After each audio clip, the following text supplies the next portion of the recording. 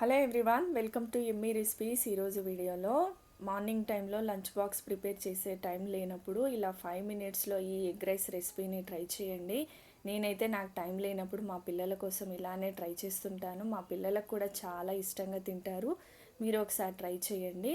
ఈ egg rice కోసం ఒక గిన్నె తీసుకుని ఒక ఎగ్ని ఇలా కొట్టి వేసుకొని బాగా బీట్ చేసుకోవాలి. ఇప్పుడు స్టవ్ ఆన్ చేసుకొని ఒక ప్యాన్ పెట్టుకొని 1 టేబుల్ స్పూన్ ఆయిల్ వేసుకొని ఈ ఎగ్ మిక్చర్ని అంతా కూడా వేసుకొని ఇలా ఈవెన్గా స్ప్రెడ్ చేసుకొని ఈ ఆమ్లెట్ని ఇలా స్క్రాంబుల్లా చేస్తూ గోల్డెన్ కలర్ వచ్చేంత వరకు మంచిగా ఫ్రై చేసుకోవాలి.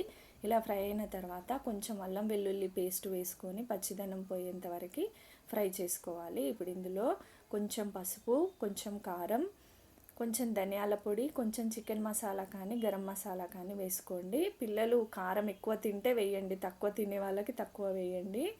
ఇలా అన్నీ వేసుకొని ఈ ఆయిల్లో బాగా ఫ్రై చేసుకోవాలి.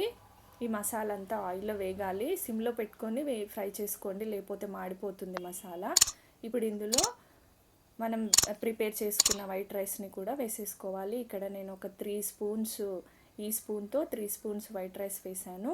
ఇప్పుడు తగినంత సాల్ట్ వేసుకొని అంతా బాగా కలుపుకొని మూత పెట్టుకొని సిమ్లో ఒక 3 మినిట్స్ ఇలా వేడవనివ్వాలి ఈ రైస్ని. అంతేనండి, ఎంతో టేస్టీ అయిన simple egg rice recipe ready. మీ పిల్లలకు ఒకసారి చేసి పెట్టండి, మళ్ళీ మళ్ళీ చేయమంటారు, అంత బాగుంటుంది. ట్రై చేయండి. వీడియో కనుక నచ్చినట్టయితే like, share and subscribe. Thank you for watching.